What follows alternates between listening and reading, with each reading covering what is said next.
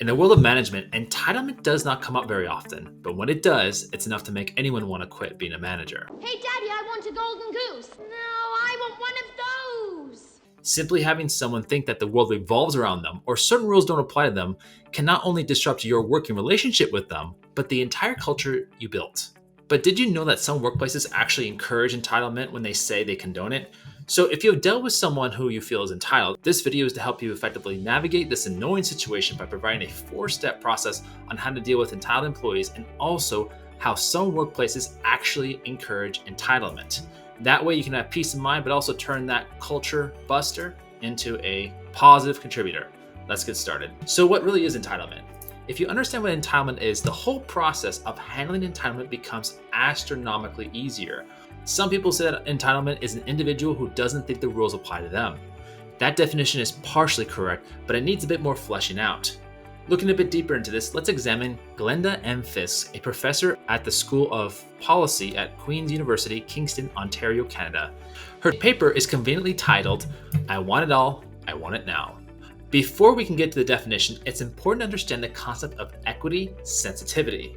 This trait basically means how sensitive someone is to fairness in one's environment. In a more technical sense, their comfort of the input to reward ratio. If they are high in equity sensitivity, they will experience distress, which leads to efforts to restore equality. Someone who is low in equity sensitivity, they are not influenced by fairness. Here's a simple example. If two people are shoveling snow, person A gets $10 for 10 hours of work, and the other person, person B, only works 5 hours, but is also paid $10. Given A and B's work side by side and they can see each other, how do you think person A would feel about person B working less? Well, if they're low in equity sensitivity, they wouldn't mind there being a difference. However, if person A is high in this trait, they will expect equal work output, bringing forward a sense of equality.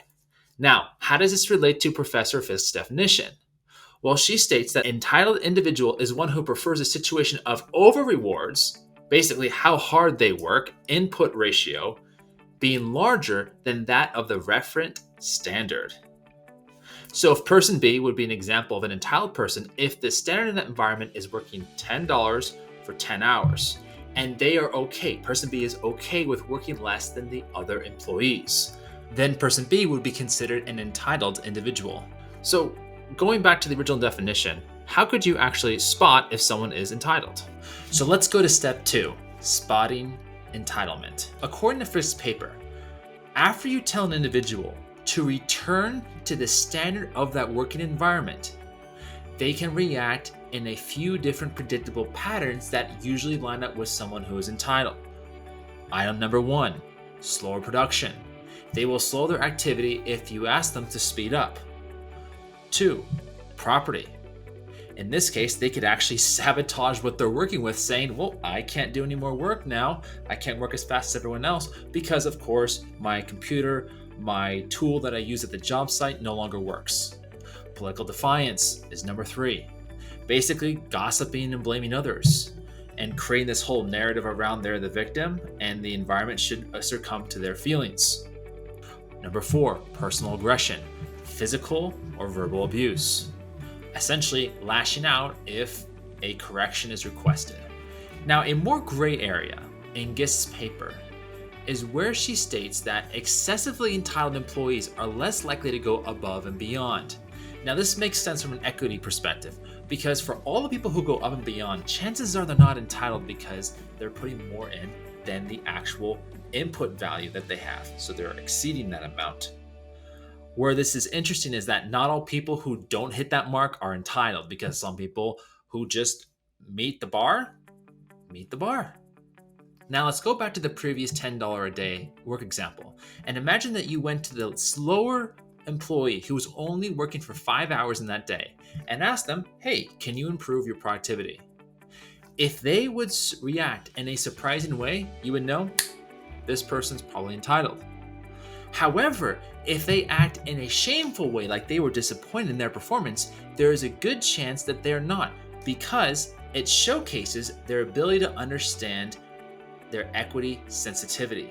In this case, they had equity sensitivity because They understood the other individual was working at a different rate than they currently were, and that created that dissonance, which then can result into something like shame in order to correct that behavior pattern. Now that we can spot entitlement and know better what it is, how would we be able to set up a working environment that helps create a fair, equitable, and sustainable work environment? And that leads us to number 3, establishing entitlement interrupting patterns. Gistner paper also provides a cycle that showcases how to interrupt this entitled behavior process. This process or framework that she has also reveals something very interesting. Companies actually encourage this behavior. Right off the bat, Gist points out that in the beginning of hiring, employees are positioned to feel entitled by recruitment and the socialization process. How? Because essentially they enter in a psychological contract. Maybe that the management really wants that talent, so they are very nice to them. They say all these great things about the company and how wonderful it's going to be working there and how they're so appreciative of them being there. And it starts to build up that employee, making someone feel good before they have done anything, right? You're amazing. Thank you for joining here. All these great things, but they haven't even done any work. Companies often feel pressure to retain new employees, therefore they almost spoil them in the process, creating this unrealistic expectation. A way to combat this is creating quantified markers. Managers can then uphold these standards by setting ground rules for success for the current hire and others in the future. For instance, as in the case with an engineer, how soon do you expect them to write code? Or maybe for a sales individual, how soon do you expect them to make calls and how many calls? In more rigorous positions like call centers, outsourcing companies, the 90-day, 60-day, 30-day onboarding process tends to be very strict. However, in my personal experience, I have noticed that sometimes engineering companies, where productivity is a lot harder to quantify, managers tend to become reluctant on setting black and white KPIs, in fears of upsetting the employee or upper management. Another way that employers can reinforce this entitled behavior is by making salaries non-contingent. Basically, if they don't see a change in their salaries, but they have changed the amount of work they've done, it essentially shifts their expectation to this amount of money paid for this amount of dollars.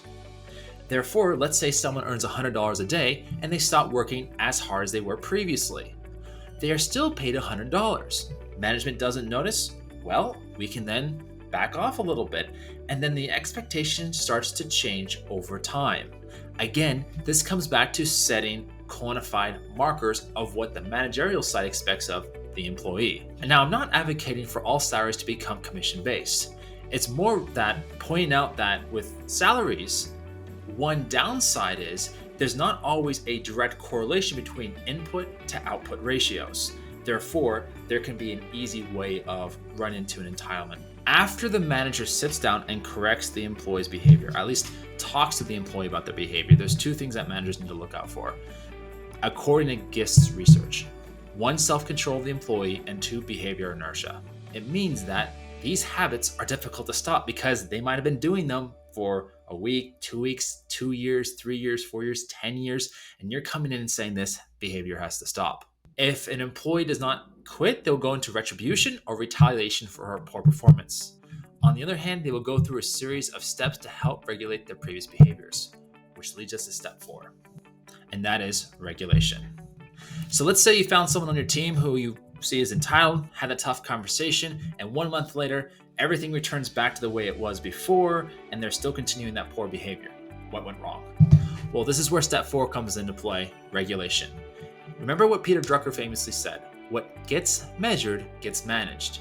Hence, if we put down quantifiable markers to ensure that they are improving their previously entitled behavior, this can be done in simple ways like tracking their task performance or attendance.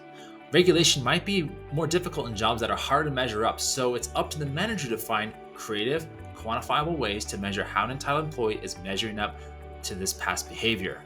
This step right here is not easy, but it's the foundation to help a manager who has the intentions to bring the best out of their direct report and team culture, and also helping that individual partition their entitled past.